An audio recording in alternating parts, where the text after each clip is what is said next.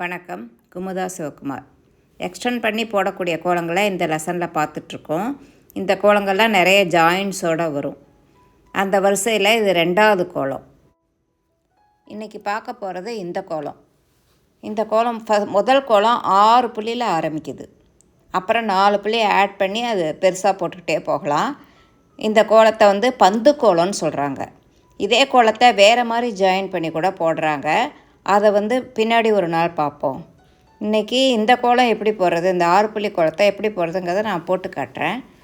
இதிலே நீங்கள் இன்னொரு 4 புள்ளி ஆட் பண்ணி பெரிய கோலமாக போடலாம். இது 10 புள்ளியில் போடக்கூடிய கோலம். இந்த 6 புள்ளியில் இந்த டிசைன் 1 வருது, இதில் மட்டும் 5 வருது பாருங்கள். அதே மாதிரி இந்த டிசைனும் இன்க்ரீஸ் ஆகிட்டே இருக்கும். ஒவ்வொரு 4 புள்ளி ஆட் பண்ணும்போது இன்க்ரீஸ் ஆகும். இது 14 புள்ளியில் போடக்கூடிய கோலம். இந்த 10 புள்ளியில் 4 புள்ளி ஆட் பண்ணோம்னா 3வதாக இந்த கோலம் வரும். இது 18 புள்ளி. இதை பார்த்தாலே தெரியும் உங்களுக்கு, உள்ளே இருக்கிற டிசைன் இன்க்ரீஸ் ஆகிட்டே இருக்குது. ஒரே மாதிரி பேட்டர்ன் தான் ரிப்பீட் ஆகிட்டே இருக்கும். அதனால் எவ்வளோ பெருசுனாலும் ஈஸியாக போடலாம். இது 22 புள்ளி. இதே இதில் இன்னொரு 4 புள்ளி ஆட் பண்ணி இன்னும் கூட நீங்கள் பெருசாக போடலாம். இதெல்லாம் ஸ்க்ரீன்ஷாட் எடுத்து வச்சுட்டு போட்டு பாருங்கள். இன்றைக்கி கிளாஸில் 6 புள்ளி கோலத்தை எப்படி போடுறது அப்படிங்கிறத போட்டு காட்டுறேன். இந்த கோலத்தில் புள்ளி கரெக்டாக வச்சா கோலம் அழகாக வந்துடும். இதை போட்டு காட்டியிருக்கேன் பாருங்கள். 6 புள்ளி 2 வரிசை வச்சுக்கணும். அப்புறம் 4 புள்ளி, அப்புறம் 2 புள்ளி. இந்த ரெட் கலரில் இருக்கிறதுலாம் எக்ஸ்ட்ரா டாட்ஸு. இதில் பாருங்கள், 6 புள்ளி 2 வரிசை, 4 புள்ளி 2 புள்ளி, இதுதான் புள்ளி. இந்த கேப்பில் எப்படி புள்ளி வைக்கிறது அப்படிங்கிறத காட்டுறேன். இந்த புள்ளி மட்டும் கரெக்டாக வச்சுட்டிங்கன்னா கோலம் கரெக்டாக வந்துடும். இந்த 4 புள்ளியில் நடுவில் ஒரு புள்ளி, அடுத்ததை விட்டுடணும். அதுக்கப்புறம் இங்கே ஒரு புள்ளி, அப்புறம் அடுத்ததை விட்டுட்டு இங்கே ஒரு புள்ளி, சென்டரில் ஒன்று, இங்கே ஒன்று, அங்கே ஒன்று. அதேமாதிரி இந்த சைடில் பக்கத்தில் விட்டுட்டு இந்த சைடில் ஒன்று, அதேமாரி இதுலேயும் பக்கத்தில் விட்டுட்டு இந்த கார்னரில் ஒன்று.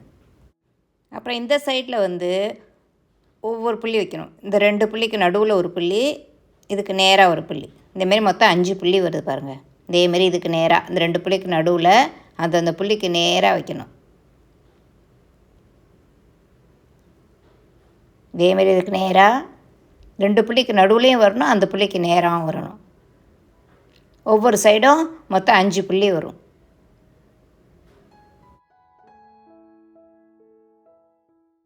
இப்போ இங்கேருந்து ஸ்டார்ட் பண்ணுவோம். இந்த இடத்துல ஒரு பால் ஃபார்ம் பண்ணுறோம். அதுக்குள்ளே 4 புள்ளி இருக்கும், ரவுண்டாக வந்துடும். அதனால தான் இதை பந்து கோலம் அப்படின்னு சொல்கிறோம், ரவுண்டு. இப்போ இந்த 3 புள்ளியை உள்ளே வச்சு மேலே கொண்டு வரணும். அப்புறம் நடுவில் இருக்கிற டிசைனுக்கு போயிடுவோம். பெண்ட் பண்ணி மேலே அந்த கார்னர் போய் ஸ்ட்ரைட்டாக வரணும். ஸ்ட்ரைட்டாக இந்த சைடு மறுபடியும் இன்னொரு பால், பால்குள்ளே 4 புள்ளி இருக்கணும். இதுக்கு மேலே 3 புள்ளிக்குள்ளே வரணும். திரும்ப முடிச்சிடுவோம். இது ஒரு டிசைன் வரும். இதே டிசைனை அடுத்த பக்கம் போடுறோம். நோட்டை திருப்பி வச்சும் போடலாம், நீங்கள் இப்படியும் கூட போடலாம். ஃபஸ்ட்டு பால் இங்கே ஃபார்ம் ஆகும்.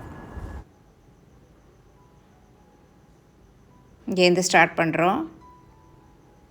இது இங்கே ஒரு பால் ஃபார்ம் ஆகுது. நான் உள்ள பால்குள்ளே 4 புள்ளி வரும்.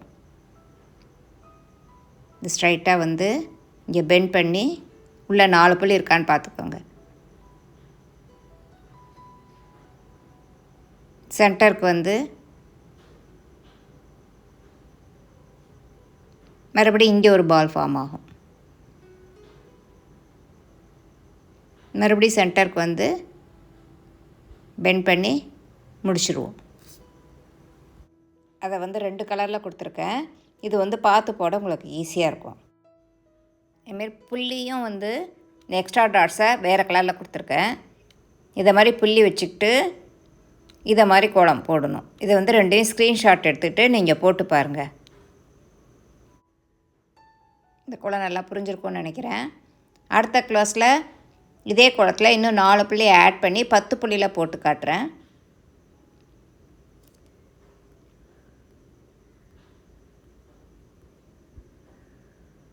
வணக்கம்.